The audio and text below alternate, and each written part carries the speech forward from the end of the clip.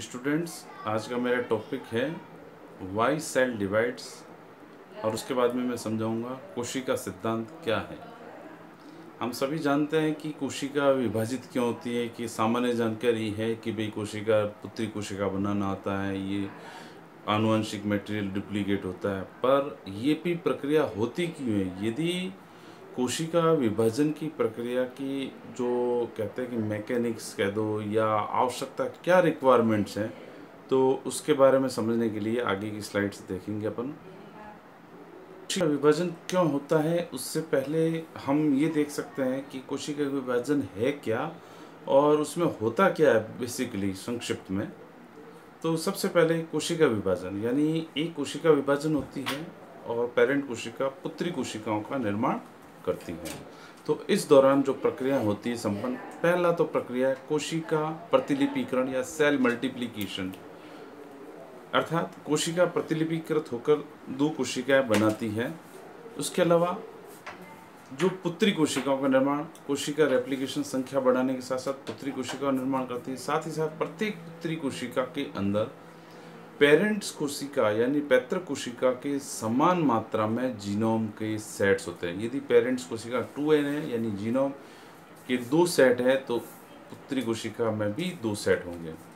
और कोशिका विभाजन से पहले प्रियोर आवश्यकताएं क्या होती है, वह है एक तो कोशिका पर्याप्त बड़ी आकार की होनी चाहिए, दूसरा उसका आनुवंशिक मटेरियल जो है वह डुप्लीकेट हो चुका हो, और तीसरा है इसके अंदर मेम्ब्रेन कंपोनेंट्स हैं वह भी पर्याप्त मात्रा में हो। मतलब सेल मेम्ब्रेन की कंपोनेंट्स हैं वह संख्या में बढ़ोतरी करेंगे, जितने भी सेल मेम्ब्रेन की साइज़ है वगैरह वो भी बढ़ोतरी होगी, तभी जाके सेल आकार में बढ़ेगी। इसके अलावा कोशिका विभाजन से पहले जो सेमी ऑटोनोमस ऑर्गेनेल्स हैं, जैसे कि माइटोकॉन्ड्रिया, प्लांट सेल की स्थिति में यदि वो आप देख सकते हैं कि क्लोरोप्लास्ट है, ये भी संख्या में बढ़ जाते हैं। तो इस प्रकार से आप देखते सकते हैं कि कोशिका विभाजन से पहले क्या क्या चेंजेस आते हैं। परंतु इन सबसे भी बड़ी बात है कि सेल डिवीजन से फ़ायदा क्या है। फ़ायदा ये है कि जब कोशिका विभाजित होकर दो पुत्री कोशिका बनाती है, तो पुत्री कोशिकाएं या डॉटर सेल्स जो है वह अपनी पेरेंट सेल की तुलना में ज़्यादा रिजुविनेटेड होती है, या ये कह दें कि ज़्यादा युवा होती है। उनके अंदर एनर्जी जो पेरेंट सेल्स की तुलना में उनकी जो फंक्शनिंग है ज़्यादा बेटर है। इसका कारण ये है कि एक तो नए सेल ऑर्गेनेल्स बने हुए हैं, दूसरा उसका आकार जो है, जो मैं नेक्स्ट स्लाइड में समझाऊंगा, उसकी दक्षता बढ़ जाती है फंक्शनिंग करने की, और जो ट्रांसपोर्ट एक्रॉस मेम्ब्रेन होता है वो काफ़ी अच्छे तरीके से, बेहतर तरीके से होता है। वो कैसे होता है नेक्स्ट स्लाइड में अपन देखते हैं कि सेल डिवीजन क्यों आवश्यक है, वह क्यों संपन्न होता है। जैसा कि मैंने पहले ही बता दिया है कि कोशिका विभाजन का एक बिंदु जो इसमें शामिल नहीं है कि कोशिका को पुनर्विवन देना। डॉटर सेल्स पुनर्विवन होती है, वह पेरेंट सेल की तुलना में ज़्यादा युवा, ज़्यादा एनर्जाइज होती है, वह ज़्यादा दक्षता के साथ फंक्शन अपने करती है। इसका रीज़न भी बता दिया, सेल ऑर्गेनेल नए बने होते हैं, जेनेटिक मटेरियल भी ताज़ा और नया डुप्लीकेटेड होता है। और दूसरा जो कारण है वो नेक्स्ट है कि कोशिका विभाजन सेल की प्रॉपर साइज को मेंटेन करता है। अगर ये क्यों आवश्यक है, देखिए, जैसे एक मैं बात बताऊं कि कोशिका का केंद्र को हम यदि कंट्रोलिंग यूनिट या मेन सेंटर माने हर एक्टिविटीज़ का, तो कोशिका का आकार बढ़ेगा। तो सेल मेम्ब्रेन जो कोशिका के सेंटर के चारों ओर जो कोशिका झिल्ली है बाहर साइटोप्लाज्म यानी प्रोटोप्लाज्म के चारों ओर, वह काफ़ी आकार बड़े होने पर वह ज़्यादा दूर होगी। ज़्यादा दूर होगी तो उसके बीच में साइटोप्लाज्म भी बहुत ज़्यादा मात्रा में आएगा। तो हम सीधा कह सकते हैं कि साइटोप्लाज्म कोशिका के केंद्र से काफ़ी दूर दूर तक फैला हुआ होगा, ज़्यादा फैला होगा, तो उसकी नियंत्रण भी, उसकी फंक्शनिंग भी प्रॉपर नहीं हो पाएगी। अगर हम सेंटर के केंद्र को गवर्निंग बॉडी हर एक्टिविटी में माने, तो केंद्र की साइटोप्लाज्म से जो डिस्टेंस है ज़्यादा रहेगी, तो नियंत्रण थोड़ा सा बेहतर नहीं होगा। दूसरा बिंदु है, यदि कोशिका का आकार बढ़ जाएगा तो छोटी कोशिका की तुलना में सरफेस ऑब्लिक वॉल्यूम यानी कोशिका का सतही एरिया बटा कोशिका का आयतन का अनुपात वह बहुत कम हो जाएगा। कोशिका का वॉल्यूम ज़्यादा होगा, उसकी तुलना में सरफेस एरिया कम होगा, जो कि बड़ी कोशिका के लिए। तो उस स्थिति में क्या होगा, क्योंकि सरफेस एरिया कम है कंपेरेटिवली वॉल्यूम की तुलना में, तो जो ट्रांसपोर्ट अक्रॉस जो मेम्ब्रेन है, यानी एक बड़ी सेल्स को 100 वेसाइकल्स बाहर भेजनी है, तो उसके लिए कंपेरेटिवली कम सरफेस एरिया मिलेगा। या यही उल्टी बात कहते हैं कि 100 वेसाइकल्स में मटेरियल को बाहर से अंदर की ओर लेना है, तो सरफेस एरिया उसको कम अवेलेबल होगा तुलनात्मक छोटी कोशिका की तुलना में। तो आप कह सकते हैं कि वह छोटी कोशिका की तुलना में वह बेहतर फंक्शन नहीं कर पाएगी, क्योंकि दूसरा रीज़न ये कि ज़्यादा बड़ी होगी तो वेसाइकल्स को प्लाज्मा मेम्ब्रेन से या किसी भी मटेरियल को प्लाज्मा मेम्ब्रेन से केंद्र तक पहुंचने या केंद्र द्वारा बने हुए मटेरियल या कोशिका के विभिन्न अंगों द्वारा बने हुए मटेरियल को प्लाज्मा झिल्ली के बाहर या किनारे तक या इधर उधर कोशिका में जाने में ज़्यादा डिस्टेंस दूरी तय करनी पड़ेगी, तो उसमें काफ़ी वेस्टेज ऑफ एनर्जी होती है। तो हम कह सकते हैं कि smaller cell are more efficient, कुछ छोटी कोशिकाएं ज़्यादा दक्ष होती है ट्रांसपोर्टेशन अक्रॉस सेल मेम्ब्रेन, यानी जितनी छोटी कोशिका होगी उसका सरफेस ऑब्लिक कोशिका के आयतन का जो रेशियो ज़्यादा होगा, यानी कम वॉल्यूम के लिए ज़्यादा सरफेस, तो कोशिका अधिक दक्षता के साथ अक्रॉस सेल मेम्ब्रेन जो है एक्सचेंज मटेरियल का वह अच्छे से करेगी, और एक अच्छी कोशिका के लिए ये बढ़िया रहता है। यहाँ पे इसमें डायग्राम में मैंने बता भी रखा है कि जैसे जैसे as a cell bigger there comes a time when its surface area is not large enough to meet the demand of the cell volume. जैसे जैसे कोशिका का आकार बढ़ता जाएगा तो उसके साथ साथ कोशिका की जो रिक्वायरमेंट्स है, आवश्यकता है, उसको पूरी करने की जो कोशिका की दक्षता है वह धीरे धीरे कम होती जाती है, और इस प्रकार से कोशिका वृद्धि करना रोक देगी पर्याप्त साइज हो जाने के बाद। इस अवस्था में कोशिका को विभाजित होना होता है। सेकंड पॉइंट है वह ये है, सेल डिवीजन क्या होता है, न्यूक्लियोप्लाज्मिक इंडेक्स को नियंत्रित करने के लिए। हालांकि इसका जो वास्तविक कारण तो वही है, परंतु चूंकि एग्जाम्स में पूछा जाता है तो पॉइंट्स के रूप में कैरियोप्लाज्मिक इंडेक्स को बताना पड़ता है। ये कैरियोप्लाज्मिक रेशियो बिगड़ता भी तभी है जब सेल का surface ratio oblique surface area oblique volume का रेशियो घट जाता है, सेल का आकार बढ़ जाता है। उस स्थिति में यहाँ पे हम समझ सकते हैं डायग्राम से, NP nucleoplasmic index is equals to VN upon VC minus VN। यानी इसका शाब्दिक अर्थ ढंग से समझे तो ये है, केंद्र का जितना वॉल्यूम है बटा कोशिका द्रव्य का वॉल्यूम कितना है। यहाँ पे VC माइनस VN लिखा है, तो VC volume of total sale है, ध्यान रखिए, कोशिका द्रव्य नहीं है, टोटल सेल का वॉल्यूम यानी जो प्रोटोप्लाज्म है उसका टोटल वॉल्यूम है, माइनस VN, न्यूक्लियस को माइनस करना, तो बचेगा क्या, कोशिका द्रव्य का आयतन। इसका रेशियो जो है वही न्यूक्लियोप्लाज्मिक इंडेक्स है, ये 0.7 के करीब रहता है। जैसे जैसे इसकी वैल्यू घटती जाएगी वैसे वैसे कोशिका अर्थात कोशिका का आकार बढ़ रहा है, तो कोशिका डिवाइड हो जाने के लिए प्रेरित होगी, और इस स्थिति में कोशिका विभाजित होगी, और उस स्थिति में क्या होता है कि कोशिका द्रव्य का कुछ भाग चेंज होता है, कुछ केंद्रक द्रव्य बनता है, यानी जेनेटिक मटेरियल बनाता है, दो केंद्रक बनाता है। तो इस प्रकार से जेनेटिक मटेरियल बढ़ने से न्यूक्लियोप्लाज्म बढ़ जाएगा, दो कोशिका विभाजित होगी तो सरफेस रेशियो भी बढ़ जाता है और केंद्रक द्रव्य भी बढ़ जाता है। तो इस प्रकार से हमने देखा कि कोशिका क्यों विभाजित होती है।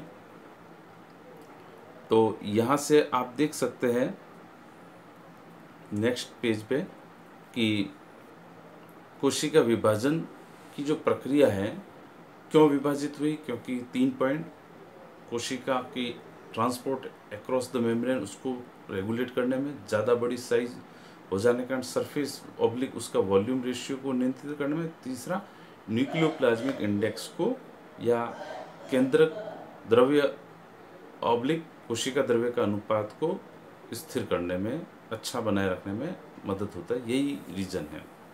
अब सेल डिवीज़न ये कोई स्वतंत्र फिनोमिना नहीं है, ये एक भाग है। हम सिर्फ कोशिका विभाजन जो पढ़ते हैं वह कोशिका चक्र का भाग है एक। और कोशिका चक्र क्या है, तो सेल डिवीज़न एक स्वतंत्र फिनोमिना नहीं है, यह एक भाग है, बहुत ही सावधानी पूर्वक नियमित, well carefully regulated, well coordinated molecular cyclical process known as cell cycle का एक हिस्सा है।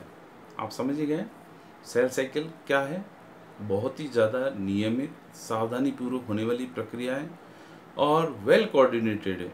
मतलब एक के बाद एक जो प्रक्रिया होता है वह बहुत ही तरीके से होते हैं, वेल कोऑर्डिनेटेड, एक बेहतर तरीके से होता है, चक्रीय प्रक्रम है।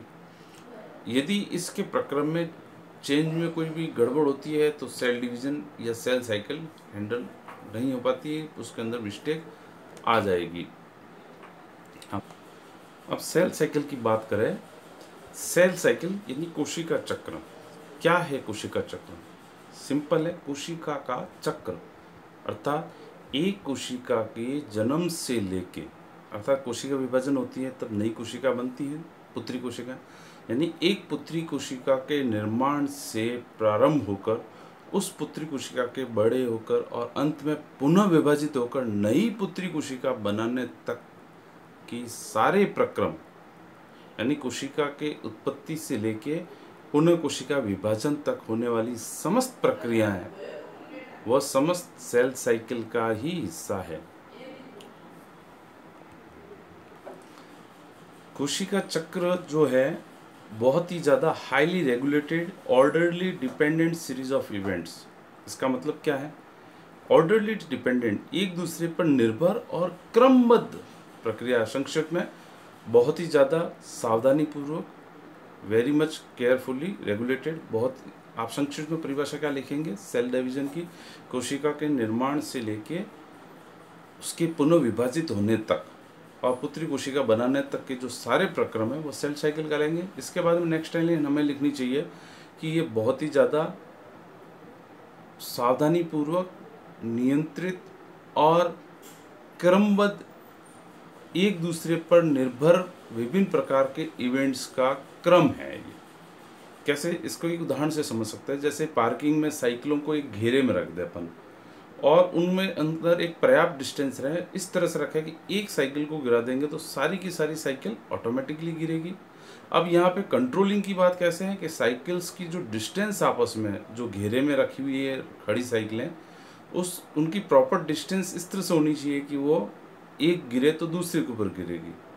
तो ये डिस्टेंस मेंटेन किया हमारे द्वारा। तो सेल साइकिल में भी इसका कंट्रोलिंग होती है बाकायदा, और हर कंट्रोल के द्वारा उनके बीच में जो निश्चित प्रक्रिया है उसी के माध्यम से एक इवेंट्स होता है तभी दूसरा इवेंट्स घटित होता है, दूसरा इवेंट्स होता है तो थर्ड स्टेज घटित होगी। तो एक के बाद एक सीक्वेंस का कास्केड होता है। तो यहाँ पे 3 टर्म विशेष ध्यान रखना है। क्रमबद्ध संरचना, एक दूसरे पर निर्भर विभिन्न इवेंट्स है, और बहुत ही ज़्यादा रेगुलेटेड कोऑर्डिनेटेड है। रेगुलेटेड मतलब नियमित, और वेल कोऑर्डिनेटेड यानी अच्छी तरह से नियंत्रित है। तो 4 टर्म, नियंत्रित, नियमित, क्रमबद्ध और एक दूसरे पर निर्भर इवेंट्स का क्रम है। और दूसरा, यदि कहीं मिस्टेक होती है तो अगर सेल साइकिल में मिस्टेक भी हो सकती है तो उसको विभिन्न प्रकार के चेक पॉइंट्स द्वारा सेल साइकिल या कोशिका चक्र को नियंत्रित किया जाता है। इस स्लाइड्स में मैं केवल सेल साइकिल के जनरल के बारे में बताऊंगा। चेक पॉइंट्स और सेल साइकिल में क्या क्या होता है वह नेक्स्ट वीडियो में बताऊंगा मैं। सेल साइकिल के जनरल भाग है इंटरफेज एंड माइटोसिस। इंटरफेज को G1 S G2 में बांटा गया है, जबकि माइटोसिस को 2 भागों में कैरियोकाइनेसिस एंड साइटोकाइनेसिस। कैरियोकाइनेसिस अर्थात केंद्रक का विभाजन, यानी केंद्रक, एक केंद्रक जो पुत्री पेरेंट कोशिका में है वह पुत्री कोशिका में 2 अलग अलग केंद्रक बना लेता है।